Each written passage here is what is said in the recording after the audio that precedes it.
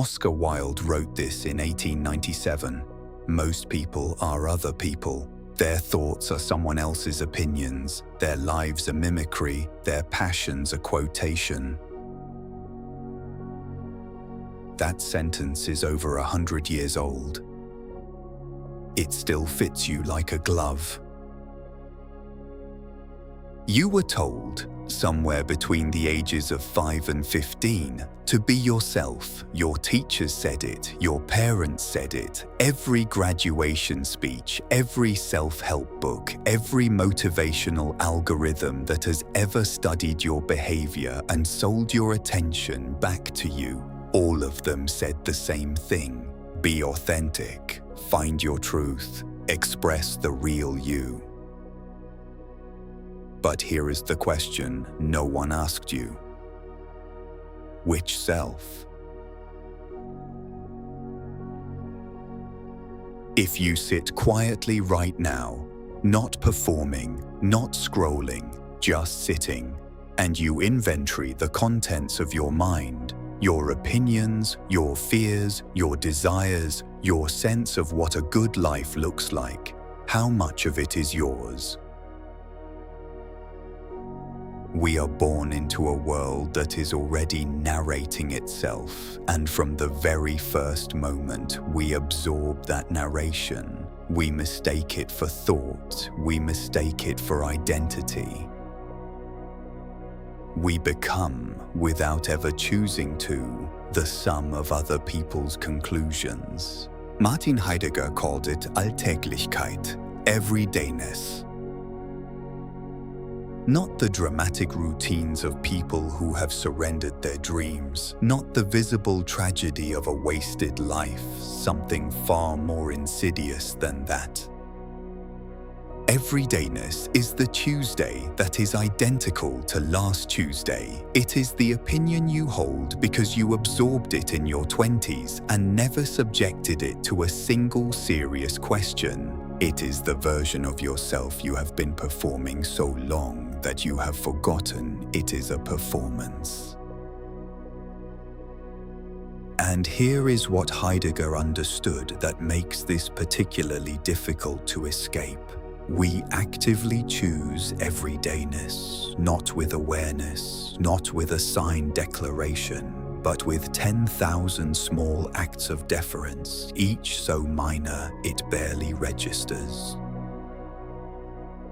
We laugh at the joke we find slightly offensive because the room is laughing. We pursue the career that earns respect rather than the one that earns meaning. We perform competence rather than admitting confusion. We curate rather than confess. Because conformity is safe. The person who thinks what everyone thinks never has to defend their thinking. The person who wants what the culture prescribes never has to justify their wanting. You become invisible, and invisible people do not get targeted. Heidegger had a term for what we become when everydayness wins. He called it das Man, usually translated as the anyone or the they self. The anyone is not a villain. The anyone is not even a person, exactly. It is what remains when a person has gradually outsourced every significant decision to social consensus. Everyone is doing it. That's just how things are. What would people say? The anyone has no enemies because the anyone has no real position. The anyone has no failures because the anyone never truly risked anything. The anyone has no self because the self has been quietly leased out piece by piece until the original occupant can no longer be found. The worst part? The anyone is not unhappy. That is the seduction of it. When people encounter Heidegger's diagnosis of modern life, a predictable response follows. If society makes me fake, then I must leave society. The romanticization of solitude, the aesthetic of the outsider, the constructed identity built entirely around not belonging, which is, of course, its own form of belonging. Hannah Arendt, philosopher, political theorist, and one of the sharpest minds of the 20th century, studied Heidegger, and then she went further than him. Arendt saw the hermit's solution for what it was, a fallacy. Because we are never alone, even when we are alone by ourselves. Think about what actually happens when you sit in undisturbed solitude with your own thoughts. You are not encountering some pure, uncontaminated self. You are encountering a chorus. Every opinion you hold is in dialogue with someone who taught it to you or someone you are arguing against. Every aspiration is measured against a standard set by others. Every fear whispers in a voice you learned somewhere. The self is relational by its very nature. It does not exist prior to contact with the world. It is formed by that contact, by friction, resistance, recognition, rejection. The hermit who retreats to find themselves typically finds only a louder version of all the unexamined material they brought with them. Arendt's insight was this: authentic selfhood is not found in withdrawal from the world. It is found by engaging the world fully, honestly, and at personal cost.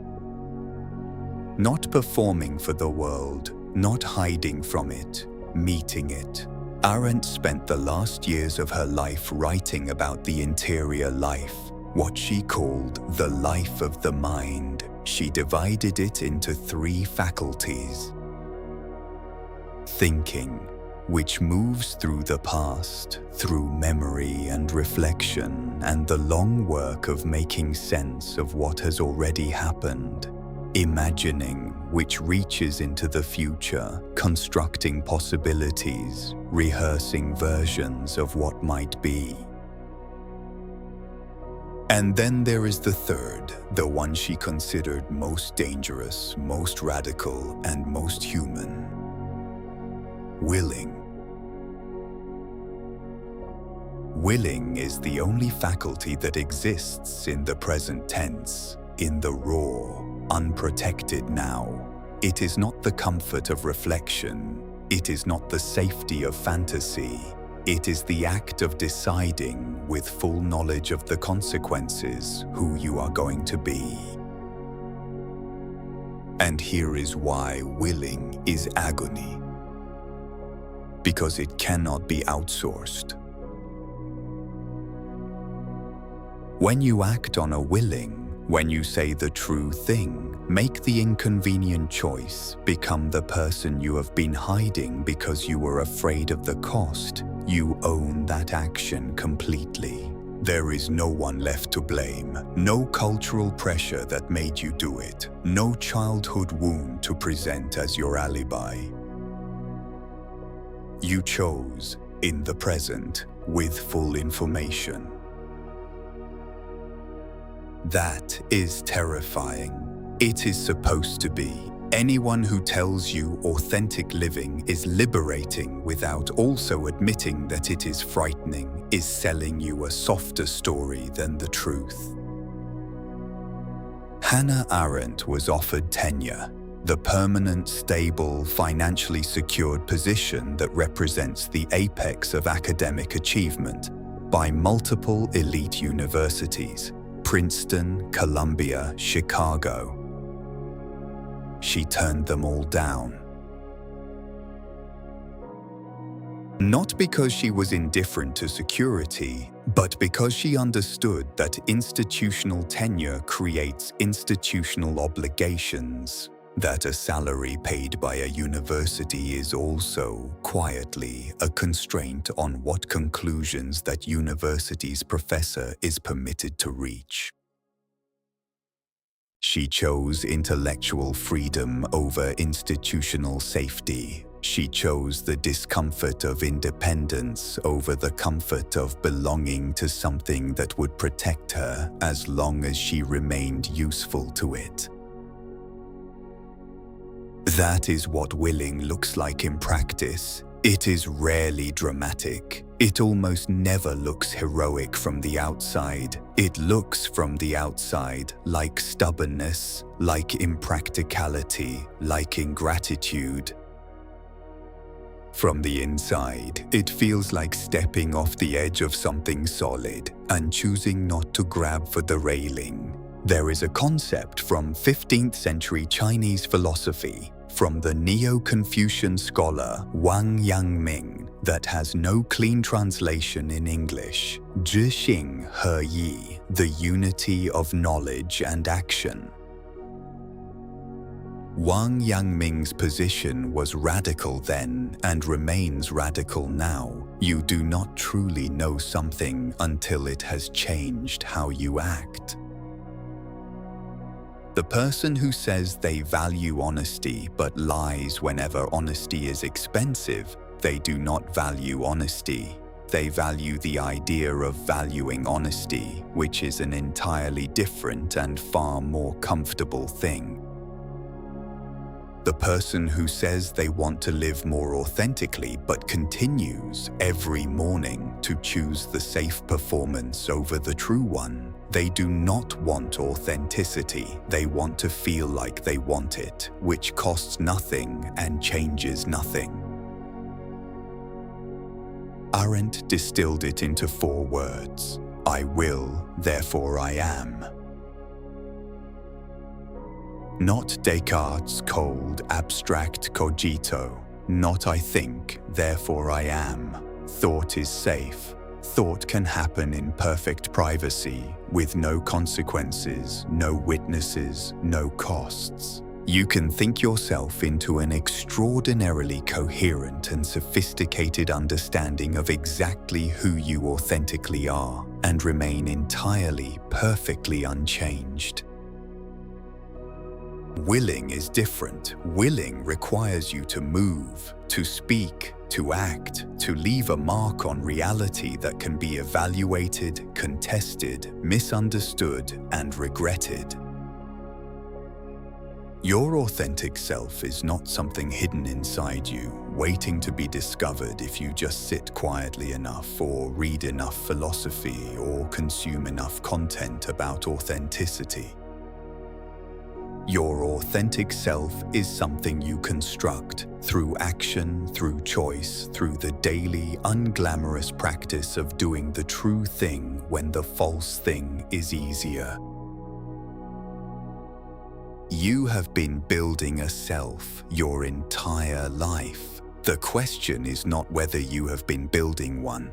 The question is whether you were the architect, or whether you simply accepted the blueprints handed to you and called them your own. Every time you chose the honest answer over the comfortable one, that was you. Every time you held a position that cost you something real, that was you. Every time you refused to disappear into the anyone, even for a single conversation, that was you. Practicing the only kind of authenticity that actually exists. Tomorrow morning, when the alarm goes off, will you get up because of habit or because of will? There is a difference between those 2 mornings, and you will feel the difference in your chest before you even put your feet on the floor. I want you to do one thing, leave one comment, not a reflection, not a quote you found resonant, one specific, concrete decision you made today, however small, that was genuinely yours, that came from what you actually value, not what you have been trained to perform. Because that act of naming, that small, deliberate choice to be legible to yourself and to someone else, is itself an act of willing. and it may be the most honest thing you do all week.